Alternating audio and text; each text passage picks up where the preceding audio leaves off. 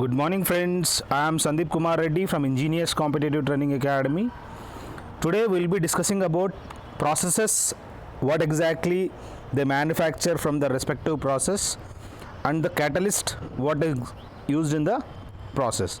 As you can see, we have discussed near about 20 different process as well as what we manufacture and the element, whatever the element we use in respective process as a catalyst. So this is very important topic for all competitive examinations as well as for defense examinations. So let us start what exactly those processes are. Initially we have pasteurization process, very important.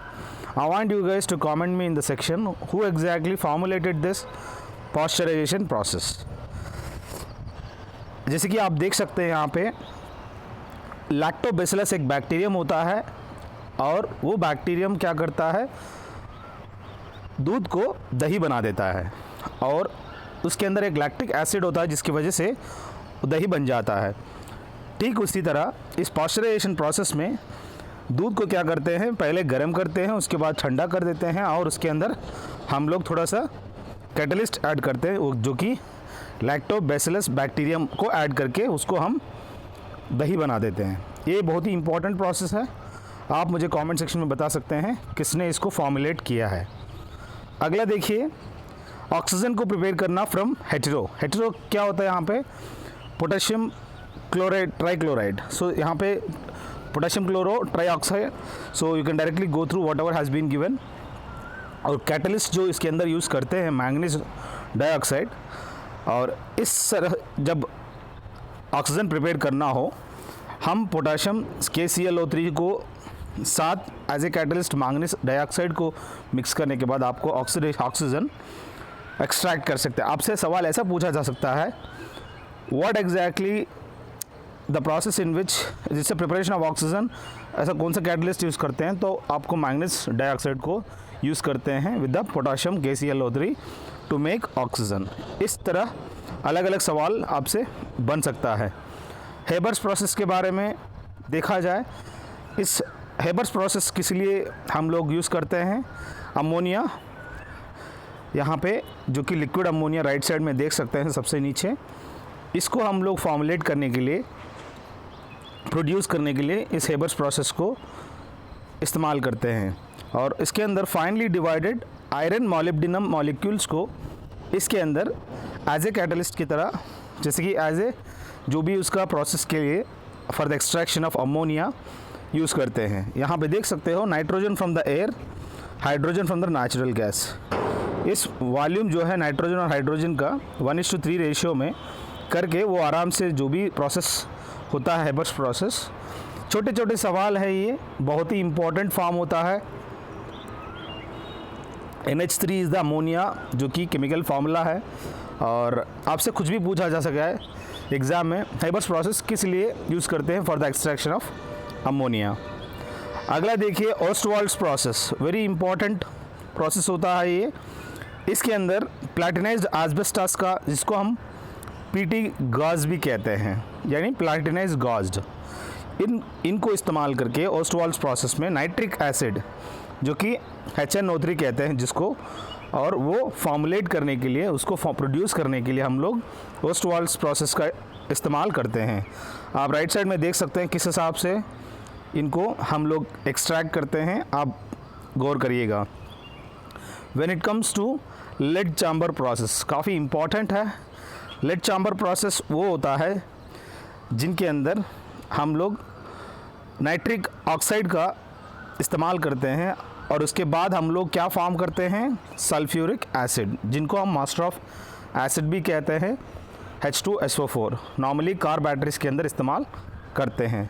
देखिएगा इसके अंदर जो भी दिया गया है, lead chamber process काफ़ी important है, किसी लिए for the preparation of sulphuric acid. अलग अलग प्रोसेस है जो कि आपको पता होना ज़रूरी है for the making of master acid, that is sulphuric acid.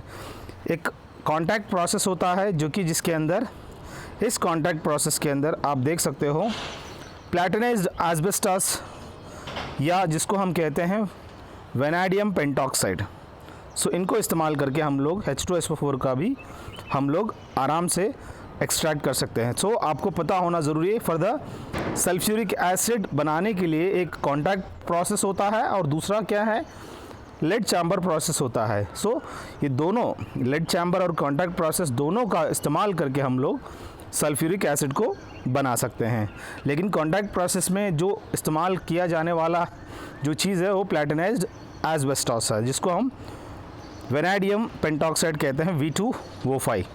बहुत ही इंपॉर्टेंट है दोस्तों ये टॉपिक, इसको नज़रअंदाज मत करो। और I want you guys to go through whatever the topics have been given in my playlist. बहुत ही इंपॉर्टेंट है, ये आप लोगों का मार्क्स यहाँ से बन सकता है। और एक डीकॉन्स प्रोसेस है। इस डीकॉन प्रोसेस क्यों यूज़ करते हैं, क्योंकि हम लोगों को क्लोरीन का फॉर्मेशन करनी थी। तो यहाँ पे क्लोरीन जो है केमिकल इंडस्ट्री में किस प्रोसेस के हिसाब से, दैट इज़ डीकॉन्स प्रोसेस, जिसके अंदर जो इस्तेमाल करते हैं वो क्यूप्रिक क्लोराइड, क्यूप्रिक यानी कॉपर होता है, CuCl2। सो इसको हम लोग इस्तेमाल करके हम लोग क्लोरीन का एक्सट्रैक्शन करते हैं with the help of Deacon's process. देखिएगा ये कैटलिस्ट 450 डिग्री सेंटीग्रेड के आसपास में क्या करते हैं ये लोग, इसको गर्म करते हैं। उसके बाद आराम से जो फॉर्मेशन होता है hydrogenous catalyst by fly ash, जिसको हम कार्बन नैनो पार्टिकल्स कहते हैं, strong correlation with the copper content and oxygen. ये बहुत ही इंपॉर्टेंट है, आप लोग देख लीजिएगा। So by the help of Deacon's process we extract chlorine, very important, जो कि पानी में देखने को मिलता है, यानी मॉइस्चर के अंदर अब आप देख सकते हो, लेकिन हवा में क्लोरीन नहीं मिलता है। हेबर्स बॉस्क या इसको हम बॉस्क प्रोसेस भी कहते हैं। जो हेबर बॉस्क प्रोसेस है आप देख सकते हो यहाँ पे फेरिक ऑक्साइड और chromatic oxide as a promoter का इस्तेमाल करते हैं यहाँ पे, जो कि यहाँ पे Cr2O3। सो इसको इस्तेमाल करके हेबर्स प्रोसेस, जो कि H स्टार्टिंग में है, हेबर्स प्रोसेस में हाइड्रोजन का एक्सट्रैक्शन होता है, आप देख सकते हैं यहाँ पे हाइड्रोजन की एक्सट्रैक्शन। सो इस तरह से आप अलग अलग प्रोसेस आपको याद रखनी है, जो कि इम्पॉर्टेंट इसमें डीकॉन्स प्रोसेस, हेबर बॉस्क और वैकर्स प्रोसेस, अलग अलग प्रोसेस है जो कि बहुत ही इंपॉर्टेंट है। आप लोग हर चीज़ की इसको देखने की कोशिश करिए। अगर आपको मटेरियल चाहिए आप हमसे मांग सकते हैं, हम आपको मटेरियल घर तक भेज देंगे। अब बात आता है दोस्तों जो कि hydrogenation of vegetable oil. Normally hydrogenation process वो होता है जो कि इसके अंदर हम लोग वेजिटेबल ऑयल को क्या करते हैं, सीधा वनस्पति घी में बना देते हैं। जो कि आप राइट साइड में देख सकते हो, इस वेजिटेबल ऑयल को हीट निकल कैटलिस्ट ऐड करने के बाद इसको हम लोग कैसे यूज़ करते हैं। सो इसके अंदर निकल फाइनली डिवाइडेड इसके अंदर ऐड करके आराम से हम लोग वेजिटेबल घी बना लेते हैं, जिसको हम कहते हैं वनस्पति घी। अब बात आता है Bergius process for the synthesis of, यहाँ पे देख सकते हो हाइड्रोजनेशन ऑफ कोल भी कह सकते हो जिसको, बर्गियस प्रोसेस। और इस बर्गियस प्रोसेस के अंदर जो कि आप लोग फेरिक ऑक्साइड का इस्तेमाल जैसे कि यहाँ पे ऑब्टेन करने के लिए हम लोग इस बर्गियस प्रोसेस को यूज़ करते हैं। कहाँ से, हम लोग कोल के थ्रू। सो यहाँ पे देख सकते हो किस हिसाब से किया गया है, बहुत ही इम्पॉर्टेंट है। अगला देखिए चैम्बर्स प्रोसेस, बहुत ही इंपॉर्टेंट है। इस चैम्बर्स प्रोसेस जो कि लेड चैम्बर आपने सुना होगा, ठीक उसी तरह यहाँ पे चैम्बर्स प्रोसेस के अंदर सल्फ्यूरिक एसिड को एक्सट्रैक्ट करते हैं with the help of nitric oxide gas. No worry. Next we have hydrolysis of amides with aqueous acid, जिसको हम हाइड्रोलाइसिस ऑफ ईस्टर भी कहते हैं और उसको हम होमो के नाम पे भी जाना जाता है यहाँ पे। सो यहाँ पे जो कि hydrolysis of amides with aqueous acid, यहाँ पे जो एक्वियस होता है जो कि H2SO4, बहुत ही इंपॉर्टेंट है। Usually performed using aqueous acid, hydrolysis using strong base is possible but more difficult. So यहाँ पे देख सकते हो how exactly they had prepared. So carbolic acid और अमाइन आपको यहाँ पे फॉर्म हो रहा है। सो अमाइड से इस तरह का carbolic acid as well as amine का फॉर्मेशन हो रहा है, यहाँ पे आप देख लीजिएगा। सो यहाँ पे hydrolysis of amides with the aqueous acid. So इसको करके हम लोग आराम से फॉर्मेशन कर सकते हैं in the form of amine as well as carbolic acid. So next we have cracking of hydrocarbons with the hetero, and इससे हम लोग जो फॉर्म होता है जियोलाइट, वेरी इंपॉर्टेंट। इसमें क्या बायोमास कन्वर्जन में कैसे हिसाब से दिया गया देखिएगा। Structural stability, hierarchical porosity, overall कहने का मतलब इस तरह क्रैकिंग ऑफ हाइड्रोकार्बन्स करने से आप लोगों को जो कि जियोलाइट्स फॉर्म होता है। सो आप लोगों से पूछा जाएगा फॉर्मेशन ऑफ द जियोलाइट किसका हम लोग यहाँ पे इस्तेमाल करते हैं, जो कि क्रैकिंग ऑफ हाइड्रोकार्बन्स, जिसको हम हेटेरो के नाम पे भी जाना जाते हैं। जैसे कि मैंने बताया था वेकर्स प्रोसेस काफ़ी इंपॉर्टेंट है। इस वेकर्स प्रोसेस के अंदर जो एक्सट्रैक्शन होता है, जो कि बाहर हम लोगों को मिलता है, वो है क्लोराइड। यहाँ पे क्या होता है, oxidation of ethylene to acetaldehyde in the presence of palladium. So यहाँ पे प्रेजेंस ऑफ पैलाडियम से, जो कि उसकी प्रेजेंस से यहाँ पे oxidation of ethylene to acetaldehyde form होता है in the presence of palladium. बहुत ही इंपॉर्टेंट आप देख सकते हैं, और क्लोराइड फॉर्मेशन होता है।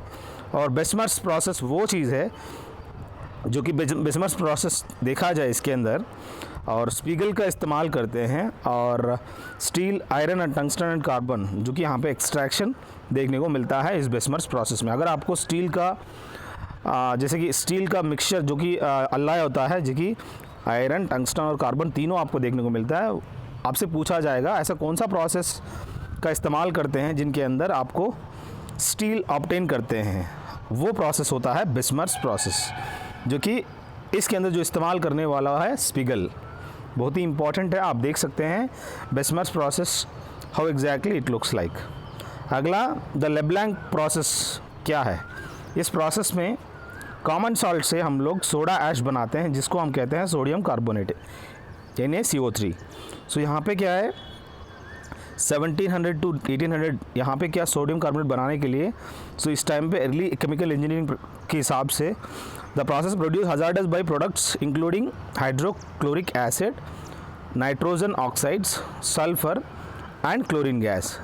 सो यहाँ पे देख सकते हो हाउ एग्जैक्टली फ्यूम्स, जो कि 1800 के साल में यहाँ पे सोडियम कार्बोनेट फैक्ट्री जो कि इंग्लैंड में है, वहाँ से कैसे कोयला काला काला निकला था। तो इस लेब्लैंक प्रोसेस में क्या एक्सट्रैक्शन होता है, सोडा ऐश, जिसको हम सोडियम कार्बोनेट कहते हैं, और कहाँ से निकालते हैं इसको, कॉमन सॉल्ट यानी नमक से। सो नमक से क्या निकलता है, सोडा ऐश। उस प्रोसेस का नाम भी याद रखिएगा, बहुत ही इंपॉर्टेंट है, लेब्लैंक। अब बात आता है जीगर-नट्टा कैटलिस्ट। आप जानते हैं एक प्रोसेस होता है जीगर-नट्टा, इसमें क्या है, कैटलिस्ट का इस्तेमाल करते हैं, और mixture of titanium tetrachloride and triethyl aluminium. The mechanism begins with the formation of the complex between titanium and aluminium. So यहाँ पे एक ऐसा इथाइलिन पॉलीमराइजेशन होता है जिसकी वजह से आप लोगों को जीगर-नट्टा कैटलिस्ट देख सकते हो how exactly that used polymers of one alkene, जिसको हम टाइटेनियम क्लोराइड। सो यहाँ पे टाइटेनियम क्लोराइड का ऑब्टेन करते हैं, बहुत ही इंपॉर्टेंट है। जीगर-नट्टा प्रोसेस के अंदर टाइटेनियम क्लोराइड का ऑब्टेन करते हैं with the help of ethylene polymerisation process. और आप देख सकते हैं what exactly the formation Ziegler Natta catalyst, how exactly it has been formed with the help of this titanium tetrachloride and triethyl aluminium. So बहुत ही important है, आप लोग इस पे गौर करिएगा। अगला एक प्रोसेस है गैल्वनाइजेशन प्रोसेस, जो कि जिंक कोटिंग किया जाता है, जो कि आयरन के ऊपर। वो इसीलिए किया जाता है ताकि वो रस्ट ना लगे, जंग ना लगे, इसलिए हम गैल्वनाइजेशन प्रोसेस वो प्रोसेस होता है जो कि जिंक कोटिंग करते हैं सल्फ़र के ऊपर। वल्कनाइजेशन प्रोसेस भी आप जानते हैं, जो कि वल्कनाइजेशन ऑफ रबर कहते हैं ना, उसके अंदर हम लोग जो इस्तेमाल करते हैं सल्फ़र का। सो यहाँ पे वल्कनाइजेशन ऑफ सल्फ़र जो कि हीट करके हम लोग, इस केमिकल प्रोसेस होता है that converts natural rubber and other polydiene elastomers into cross-linked polymers. The most common vulcanization agent is sulfur. So आपसे पूछा जाएगा कौन सा मोस्ट कॉमन वल्कनाइजेशन सब्सटेंस, जो कि सल्फ़र है दोस्तों। अब बात आता है नेल्सन सेल PFD। सो नेल्सन सेल प्रोसेस में क्या होता है, इसमें आप लोग caustic soda, sodium hydroxide obtain करने के लिए नेल्सन सेल PFD का प्रोसेस का इस्तेमाल करते हैं, और यहाँ पे सोडियम क्लोराइड यानी नमक और कार्बन एनोड से देख सकते हैं यहाँ पे क्लोरीन भी निकलता है, और साथ में गर्म करने के बाद यहाँ पे आराम से सोडियम हाइड्रोक्साइड यहाँ पे आपको देखने को मिलेगा, जिसको हम कास्टिक सोडा कहते हैं। अगला एक इलेक्ट्रोप्लेटिंग मेथड होता है। यहाँ पे क्या होता है, एक copper plating, electrochemical industry in action. यहाँ पे देख सकते हो इलेक्ट्रोप्लेटिंग वो चीज़ होता है जिससे कि आप लोग कोई भी ब्रॉन्ज है, उस ब्रॉन्ज को थोड़ा शाइन देने के लिए हम इलेक्ट्रोप्लेटिंग का इस्तेमाल करते हैं। आप देख सकते हो कॉपर सॉल्यूशन के अंदर इसको डुबाया जाता है, उस मेटल को, चाहे तुम क्यूब ले लो, चाहे तुम आयरन रॉड ले लो, इसका जो ब्रॉन्ज रॉड जो भी होता है उसका काफ़ी अच्छा खासा शाइनी लुक देखने को मिलता है। बहुत ही इम्पॉर्टेंट है ये प्रोसेस। आप लोग शायद इनमें से गन शॉट एक आएगा ही, इसको नज़रअंदाज मत करो, सब कुछ देखने की कोशिश करो। प्लेलिस्ट के अंदर एक 1650 प्लस वीडियोस आपको देखने को मिलेगा। टेलीग्राम पे चले जाओ, अलग अलग ठीक यही पिक्चर्स आपको देखने को मिलेगा। 4000 से ज़्यादा अलग अलग एग्ज़ाम्स के लिए अगर PDF अच्छा खासा यूज़फुल PDF चाहिए, क्वेश्चन पेपर चाहिए, आप देख सकते हो 350 से ज़्यादा फाइल है। मटेरियल अगर चाहिए बाय पोस्ट आपको दिया जाएगा, इस नंबर पे कॉल कर सकते हैं मुझे, हम आपको घर तक पहुंचा देंगे।